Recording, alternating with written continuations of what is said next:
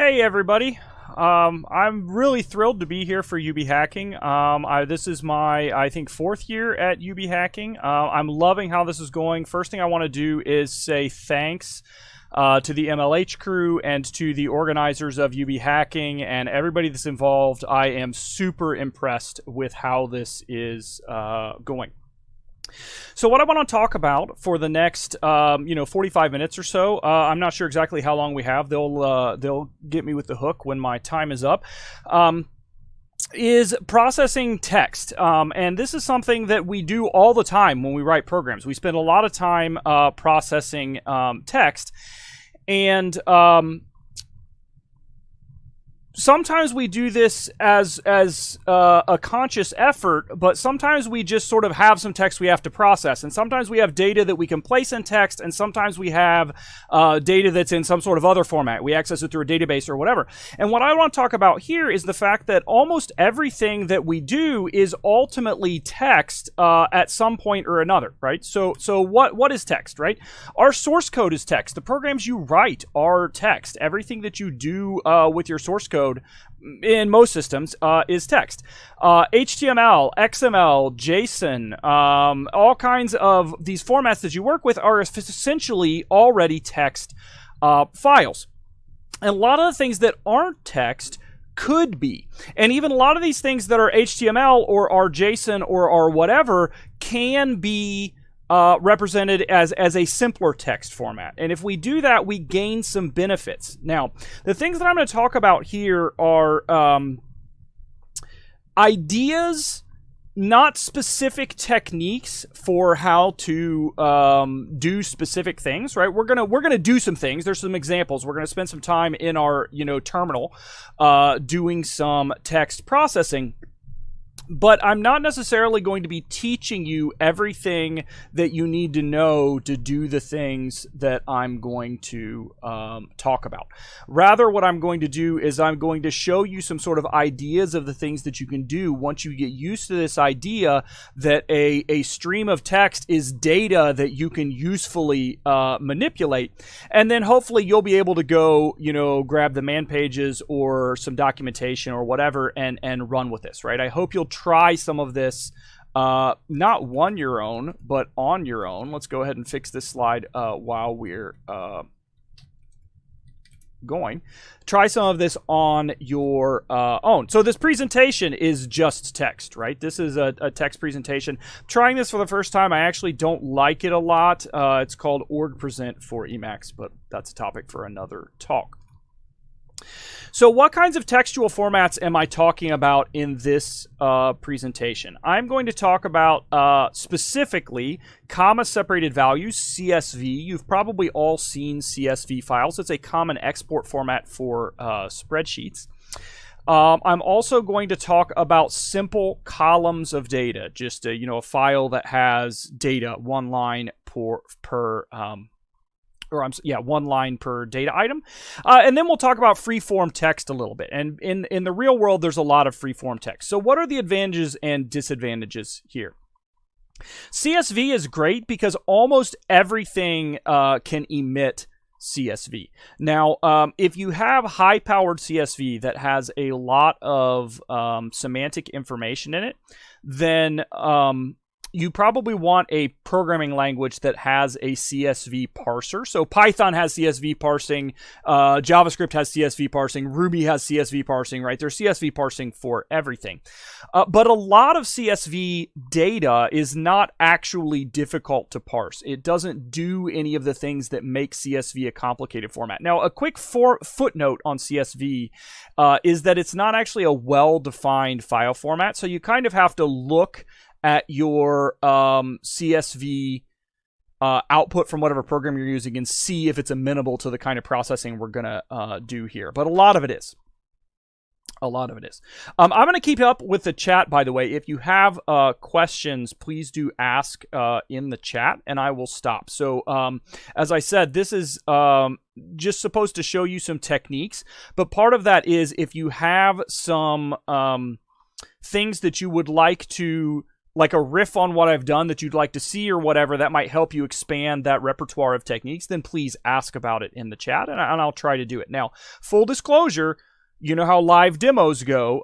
It's likely that I will mess some of those things up, right?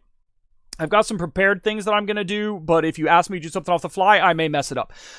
Now, the good news for that is that if I mess something up and then correct it, then you get to see how that happens. So one of the thrusts of this entire talk is a lot of the times when we're looking at data, we're actually exploring the data, right? We're not necessarily, we don't necessarily have a specific task that's just immediately in mind, right? Where a lot of times we would like to see something about the data, and then we're going to make some decisions based on that. So we run one sort of query and then we run another sort of query, right? The sort of thing that you often will do in a spreadsheet. Question about museum tour in the chat. I could be convinced to do a museum tour at some point. We've got some good stuff over here. Some of you have seen this, right? There's the PDP-11 over here. We've got a teletype there. We've got some terminals. I'm not going to swing it to the other side because I'll lose track of what I'm supposed to be talking about. But there's all kinds of stuff here that we can potentially talk about. But that's not what we're here for right now. So those of you who are repping Vim over there in the chat, that's fine. I mean, Vim is a penance, not a sin.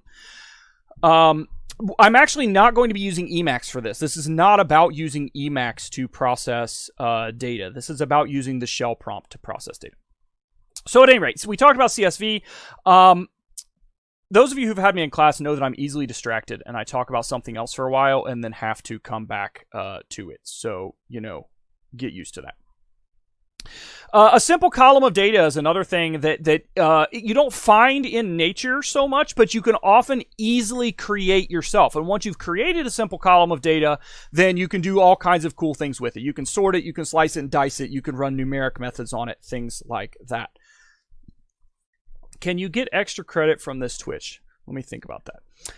And then freeform text we will look at a little bit, because freeform text you run across a lot in nature, right? You have some sort of file and you're looking at it and you're like, wow, there's stuff I would like to extract from this file. I wish the person who had created it had made it in such a way that it was easy to extract that data, but they didn't, right? And we'll look at some things that you can do to sort of make that maybe easier, or that you can manage freeform text with to do some slicing and dicing on your own. All right, so some of the processing tools that we're going to look at. We're going to look at SED, the streaming editor. Somebody made a joke in the chat about Ed earlier. Ed was the original Unix text editor, the standard text editor for Unix. SED is a streaming version of that. We'll look at that. We're going to look at a programming language called Awk, which stands for Aho, Weinberger, and Kernighan. That's Kernighan as in Brian Kernighan, as in KNR, the C programming language. Al Aho, Peter Weinberger, and Brian Kernighan wrote the Awk scripting language, and it's just for dealing with essentially line-oriented textual data. That's what it's designed to handle, and you can do some really cool things with it. And then we're going to look and see what you can do in the shell, right? You can do all kinds of things in the shell without even firing up another programming language, right? Just using the commands that are available to you on any old Unix system. Is there a way to work along with this if you are on Windows? If you are a UB student, then you can SSH into timberlake.csc.buffalo.edu, and you can do it on Timberlake. If you have, as people are saying in the chat, WSL or WSL2, you can do that in Windows. You could also pop up a virtual machine real fast if you wanted to do that. If you are not a UB student and you don't have any of those things ready, I don't have a quick answer for you, although I would be very surprised if you couldn't Google around and find a web-based Unix command prompt out there somewhere that you can pop up to where a lot of these things will work. And then, of course, I would be remiss if I did not mention that you can do a lot of the things that we're going to talk about in your text editor. That's just not what this talk is about, right? I would love to do a talk sometime, not during UB Hacking, about slicing and dicing text in Emacs, but that's not what this talk is about. I offered to do a talk about Emacs, and the organizers were like, why don't you talk about something else? So I'm going to have a talk with them about that later, but for now, we're going to talk about the command prompt. All right. Before we talk too much about the specific commands that we're going to look at, I want to do a very quick dive through regular expressions. They're expressions, not expressons. Regular expressions. And regular expressions are a kind of language. If you're a UB student and you take 396, Theory of Computation, you'll see it there. If you're at some other university, which you must be if you're here, I guess, then whatever your Theory of Computation class will talk about it, maybe your discrete structures or discrete math class will talk about it. But regular expressions are languages that can describe certain grammar, certain types of patterns. And that's not important for this talk. We're not going to talk about theory. But it turns out that regular expressions were pretty hot in the early 1970s when Unix was being developed, and tons of Unix tools use regular expressions to match text, to do textual things. The Unix regular expressions, which is a particular class of, or a particular grammar for regular expressions, are extremely opaque to understand, but they're very useful, particularly because many Unix applications can use regular expressions. There is a man page on any well-appointed Unix system. Man7regex will give you some syntax about regular expressions, but be aware that programs differ. In particular, you may also have a man page for PCRE, Perl-compatible regular expressions. Many programs use Perl-compatible regular expressions, which are different from Unix regular expressions, but they tend to have a lot of similarities. I just ignore anything that's like pink or orange or whatever the organizer color is, because those people are out of control.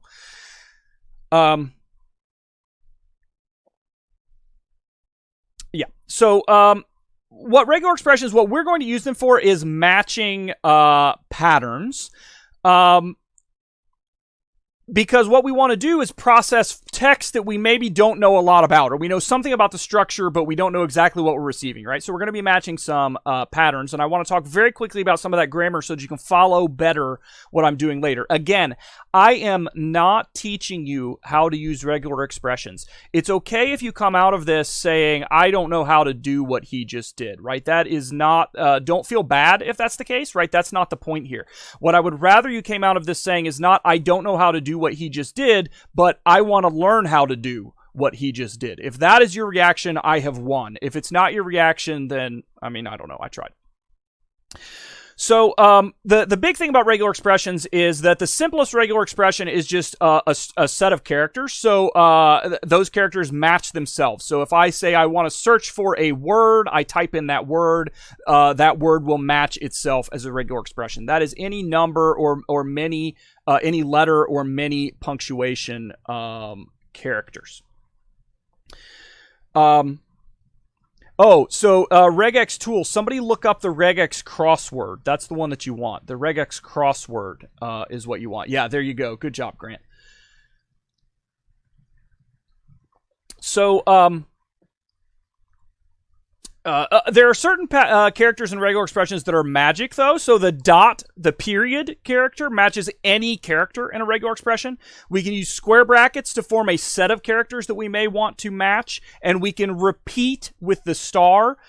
You can make something conditional with a question mark, right? There's some punctuation characters that are special in regular expressions, and I'll talk about them a little bit when I get to them. So here's some example regular expressions. Again, words tend to match themselves. So if I wanted to match the word foo, I can just use the word foo, right? And it will match the word foo. That would be if I searched for FOO, anything that had FOO in it would match. I can also use square brackets to create a character class. In this case, my example here is I have created a character class which is the capital F or lowercase f between square brackets, and that would match either the word FOO with a little f or FOO with a big F, right? I could, the next example here, I could match any letter, any word that starts with a letter up until the next space. So it could be A9, it could be ABC123, it could be A question mark, ZZ, exclamation point, D, right? It doesn't matter until I hit the next space character. Yeah, this is my, as Urjita would say, vintage UB hacking shirt. This is a year old, which is vintage for some people. And then there's some other meta characters, like the caret matches the beginning of the line, and the $ matches the end of the line.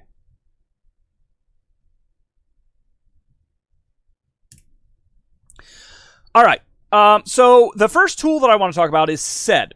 Sed is, again, the streaming editor. So a little bit of Unix history. You all know Vim. Vim is an excellent text editor. Before Vim, there was VI. It was written by Bill Joy in the, I don't know, probably late 70s or so. It was an extension of an editor called EX. EX was is related to, was not exactly an extension of, the Unix text editor ed, both of which grew out of an older text editor from an operating system. Well, it appeared in many places, but from the incompatible time-sharing system on the PDP-10 in the late 60s, called QED. So that's farther than we want to go back. But ed, I'm sorry, the old Unix guys say ed, not ed. Yeah, 2012 and 2014. That's super vintage, Urjita. I have things on my desk here that are 30 years older than that, right here. I'm 30 years older than that. More than 30 years older than that. Look, I got floppy disks right here, all right? I got a box of floppy disks on my desk. Tell me about your vintage 2014. Sed is the editor ed, but redesigned instead of being an interactive editor to be an editor that you use from the command line in order to manipulate text. So here are some examples that I want to look at with sed. So I have a text file here. Let me see what it's called. Oh, I gotta save my file so I can stand to look at this directory. Okay, so I have this text file sectioned.txt here, right, which hopefully you can see in this area right here, where I have some text in a preamble, and then I have the word begin, and then I have a paragraph, and then I have the word end, and then some more text, and then I sign off, right? So I've let me put that so it's the only thing on the screen. So I have this file here, and suppose that this is a file, I downloaded it from somewhere, right? And I want to extract just this information that's in the middle of this text file.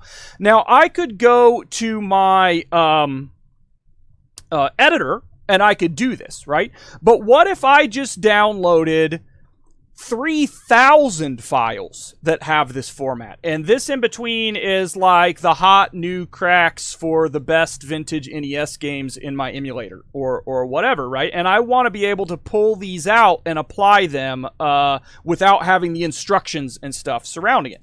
So I could use this command right here in order to do that. So this command says to the sed editor, run the editing command, search for,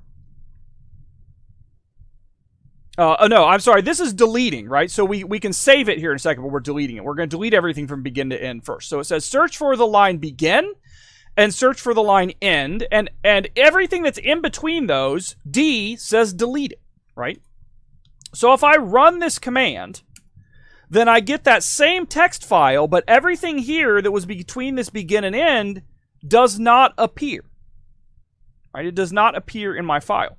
I could also say, you know what, do the same thing, but only give me what's between begin and end. See, I put this exclamation point. in here. And sed has a bunch of, I can duplicate them, right? So everything between begin and end is doubled. I could do, sed has a bunch of these commands that I can give that will allow me to do various things with this file. So what if I want to take that file and I say, you know what, I have 1,000 of these files that I've written and I signed off with ELB, but I'm going to be sending this to a place where nobody knows who ELB is. So again, we have our section.txt, but note that it has an ELB here in the middle and it has an ELB here at the end. Well, I want people to know who ELB is when they're done with this file. So I just want to edit this one right here at the end, and I want to make it say Ethan Blanton. So I can run this command, which says, starting with a line that contains the word end, and ending with the end of the file, S for substitute, why are you clicking like that, mouse? Substitute ELB with Ethan Blanton. Right? And I can run that. And it's going to dump the same file, but notice where it used to say ELB at the end, now it says Ethan Blanton, right? So I can delete things, I can add things. So if I wanted to add at the end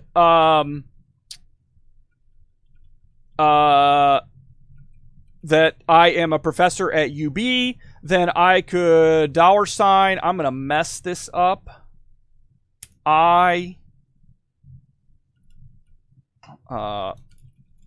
See if this works. Oh, it did it before the last line. I wanted to do it after the last line. I use I, right? So I should use A. There. So I append at the end, university at Buffalo. It replaced both. Didn't replace both. It did replace both. That dog.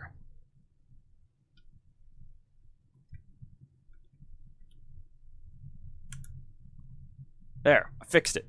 Now it only replaced the one. Before I didn't have that caret in there. I had just end, and this end triggered it, right? So I need this caret to say only end if it appears at the beginning of a line. What window manager am I using? I'm using Awesome.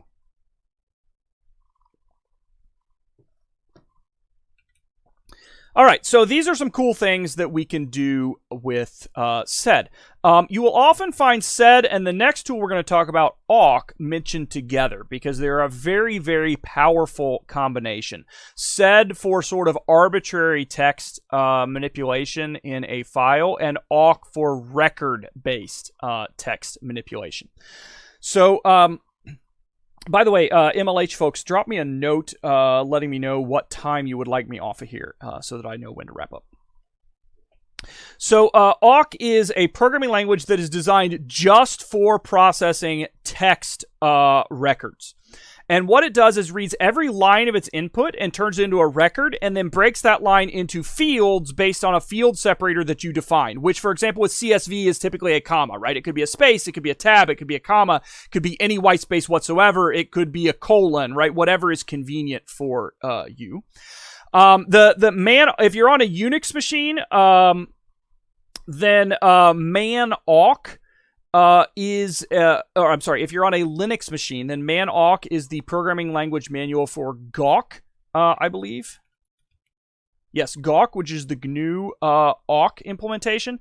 It's a really great man page. Actually, it's very concise, tells you a lot about it. I meant to bring down here, I forgot I have upstairs. There's also a book, surprisingly by Kernighan, Weinberger, and Aho, I believe. I think it's in opposite order of the initials.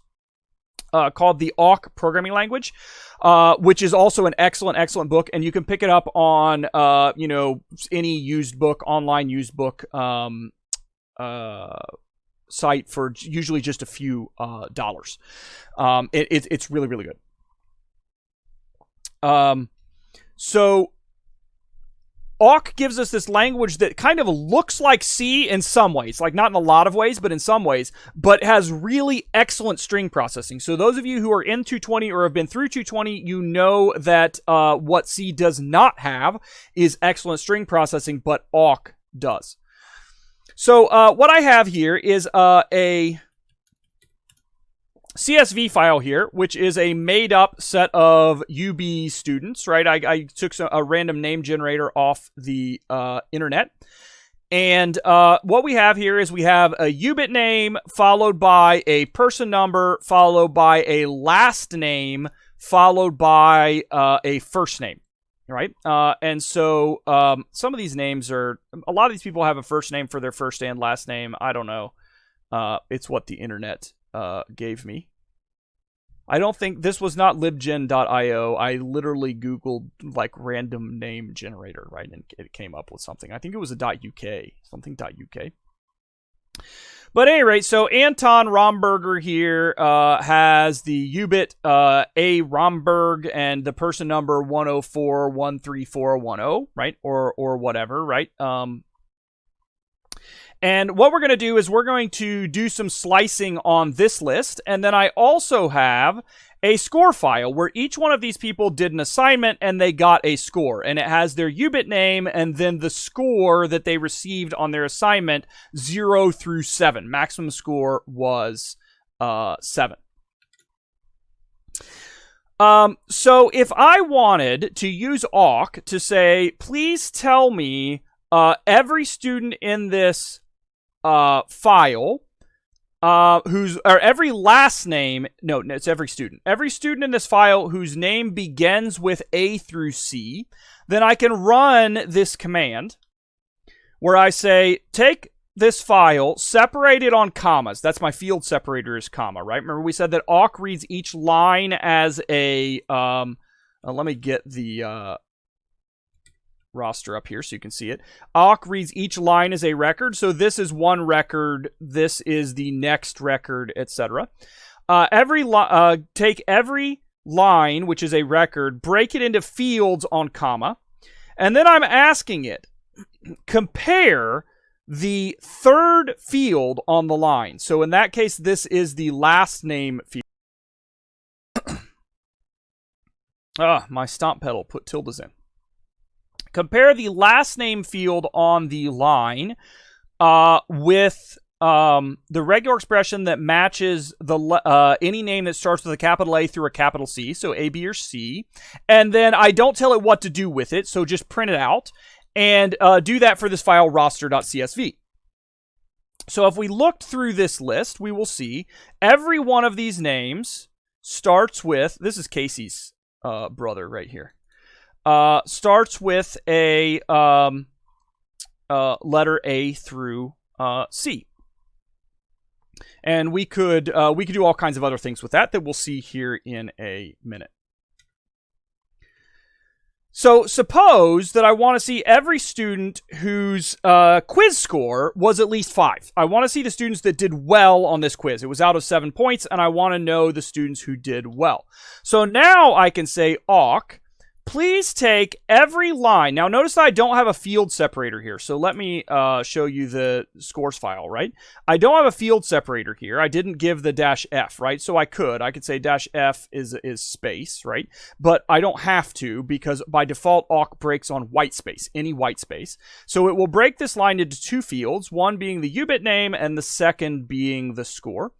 So take the second column of the file, and if it's greater than or equal to 5, print out the first column of the file and do that for the file scores.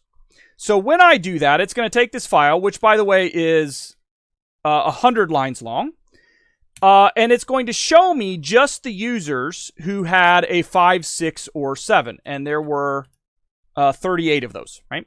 So it showed me the 38 out of those 100 lines of the students who got a 5, 6, or 7. These students were strangely, completely, randomly, uniformly distributed in their scores. It's the strangest quiz I've ever graded. But okay, so I have all these UBIT names, but suppose I was going to have meetings with these students and I want to know their actual names, right? Well, I have a roster here, right? I have this roster and it has the UBIT names in it, and I have this scores file. Oops. And I have this scores file and it has their scores in it, so I should be able to join those together, right? Well, that's what this guy's going to do right here. And I wrote this ahead of time. So this is the sort of thing that you will often write on the command line using awk. But you will typically not write it once. It will not spring from your head fully formed as Zeus sprang. No, it was Athena sprang from the head of Zeus or whatever. Usually you'll take a few iterations, right, to get something like this done, right? As I said, you're often exploring the data as you are going. So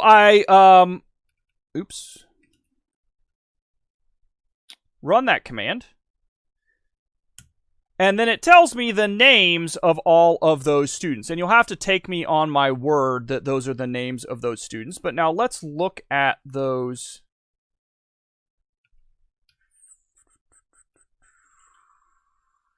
How can I do this most easily in Bash?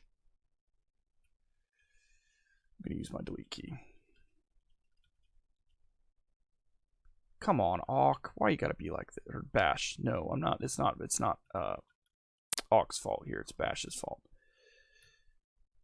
It's not actually a text editor. So this is how you would normally wind up writing this, is as a single line like this, and you would probably iterate through it a few times. But I want to go through very quickly what we said for it to do, right? So we first say, when you start, set your field separator to comma. Full disclosure, I strongly suspect, but do not know, that this script has a problem with the very first student in the file. Very first student in the scores file, but I would have to verify that. That's a corner case that you would have to handle. There's a way to handle it, but I didn't handle it here. So when you start, set your field separator to comma, right? Because the roster uses a comma for its field separator. Then, if the number of records we have processed so far is the same as the record number in the file, so we're reading the first file of the input, then I want you to store the student's full name in an array based on their UBIT name. Notice that I didn't have to declare this student array ahead of time. I just start writing to it, and awk does the right thing. Then, if the record number of the file is 1, but I'm not at the first file of the input, this is the first line of the second file, set my field separator to space, because my second file uses space as a field separator. And then, for the second file, if the score is greater than or equal to 5, print the name that I extracted out of the first file. By the way, your first file is roster.csv and your second file is scores, right? That's how this is running. So if I just wanted the first name, or I wanted say I want the last name, comma, first name of the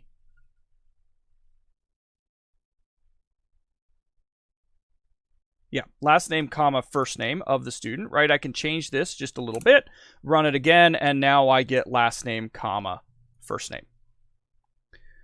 All right, so I was told 8:45 and 9. I'm going to wind up running till 9, and we'll see how far I run over. They'll shut me off at some point. So that is awk. Again, awk is super duper powerful. It is well worth your time to learn at least just a little bit of awk. As CS Geek says there in the chat, I won't out you, I know who you are. Says there in the chat, the one-liners you can produce with awk are just absolutely amazing. They're absolutely amazing. So the shell itself is actually a pretty powerful parser. So I can extract in this case, I'm going to extract the first name of all the students in the class just using the shell without running any outside commands, right? Well, so if you remember, we had, here's our roster, and our first name is in the 4th field on the line here. What I can say is, I put this in parentheses for an important reason that I'm not going to go over right here.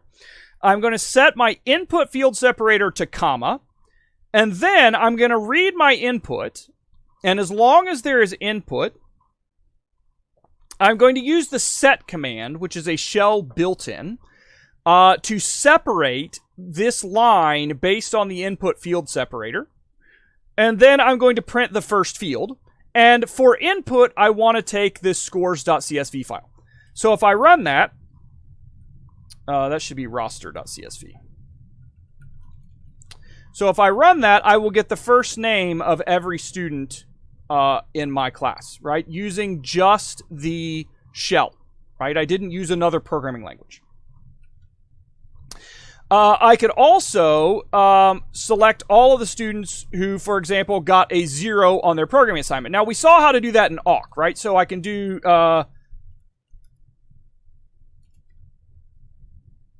right? This just prints everyone who got a 0 on their programming assignment. Casey, your brother did not do well. And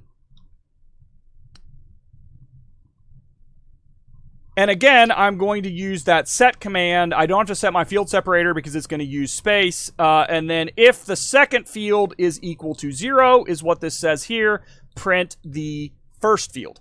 So then we see I got the same ones. A. Romberg here through William. Because UBIT names are awesome. So the shell itself actually can do some really powerful things. And note that I did cat scores here. I also could have done right this and redirected it in. Again, don't feel bad if you're not following all of this. I'm really wanting to plant ideas in your head for how to process data. So if we're in the shell, it also turns out that there are a million tools. Million is exaggeration, but there's probably 100 tools in Unix whose entire reason to exist is to slice and dice text. And here are some examples of them. Cut will take parts of a line and cut it based on delimiters. So if I want just the UBIT names in my scores file, I can say cut based on space, the first field of the scores file, and it will give me just the UBIT names. There's paste, which will add more than one file together using delimiters of your choice. Paste is kind of hard to use appropriately.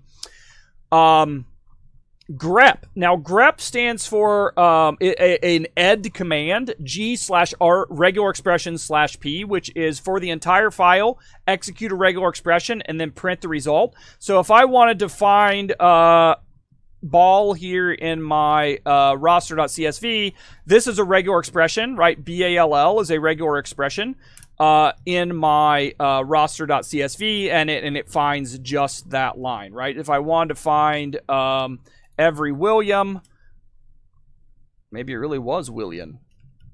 It really was William McElhenney. I can grep for that in my CSV. I could also do grep for any first or last, in this case, name that starts with an A through a C, right? And it printed the A through C. It even highlighted them nicely for me. Yeah, grep is very, very, very... I mean, you'll use grep a ton once you get used to it. You've seen me use head. Head shows the first few lines of a file. So head-n1 is the first line of roster, right? -n10 is the first 10 lines, right? Head and tail's the same thing for the end. You can sort lines. You can grep out, or you can grab out all of the lines that only appear more than once, or that appear only once, or things like that using unique. Yeah, grep-n shows line numbers is an excellent point. Also, sort has a ton of options for sorting by ASCII strings or by numeric order or whatever it is that you would like. So here's some examples. If I want to sort my roster by last name, then I can use this command right here. So what this says is sort based on a comma field separator. Notice that everything uses a different option for the field separator. Get used to it. That's Unix.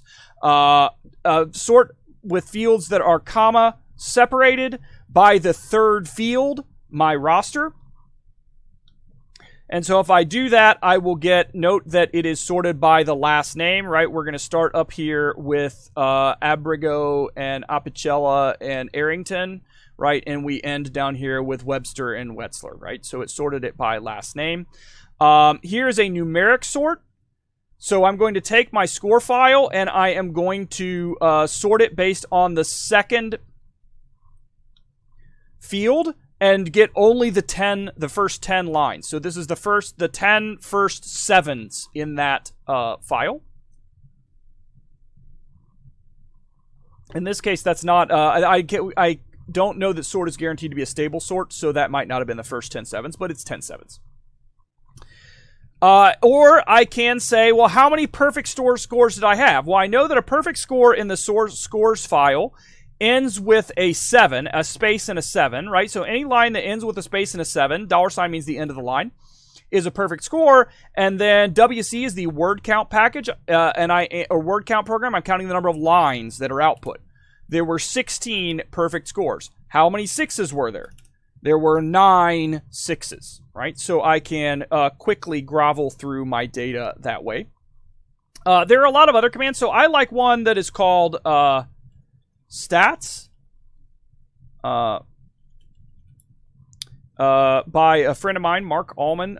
You can, if you search for Mark Allman stats, you'll probably find this. But I can, for example, take the second column of my scores, pipe it through stats, and get the statistics on this file. So it ran from 0 to 7. The mean was 3.6 because it was uniformly random. The median was 3, and the deviation was 1.2, right? So this is very helpful if you have just a bunch of numbers and you want to know basically what kinds of numbers am I looking at here. And it has a bunch of other stuff that it gives there. So there's some great examples, I hope. I had hoped to have more time to do some discussion afterwards, but I talk too much. So they graciously gave me my full 45 minutes, even though we're running a little behind, which I'm sure pushes us a little bit farther behind. But if you have any comments or questions, I can take them for just a moment. If you just drop them in the chat. If you have any questions about something you'd like to see or something you've wondered how to process or like how I do things, I do almost all of my processing of student scores and grades and grading and things like that using tools just like this at the command line. Now, some of them are, I have written tools that I have saved aside, right? So you can take one of these awk commands, right? And you can just say, well, you know what? I think I'm going to use this a lot. What does this do? High scorers.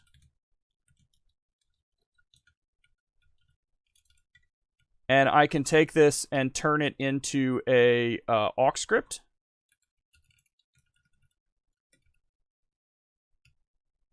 Very quickly.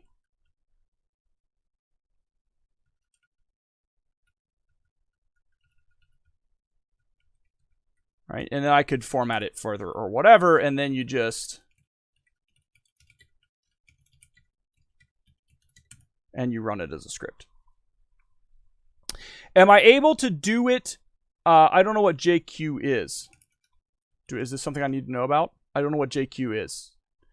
Am I able to do it so quickly just from experience? Yeah, you get used to these things. It turns out that there are a lot of these things that are actually very similar to each other. They're slightly different because they're all very old and they have evolved over a long time. But once you learn one or two of them, if you take the time to learn a little bit about sed and a little bit about awk, you will be able to do an enormous number of powerful things at the prompt. Oh, a JSON. Yeah, I do have a JSON processor that I use. It's not JQ, I don't think, but I do have one that I use sometimes. I will look at JQ. The one I have I don't like very much. I think it's written in Python, the one that I use. All right, I'm going to go ahead and give it back to the regular stream then. Thanks, everybody, for watching. If you have questions, hit me up somewhere in the Discord, and I'd be happy to talk to you about command line processing, Unix, and how to make your life more efficient or maybe more enjoyable to process that data. So thanks a lot. Happy hacking, and I'll see you throughout the rest of the hackathon.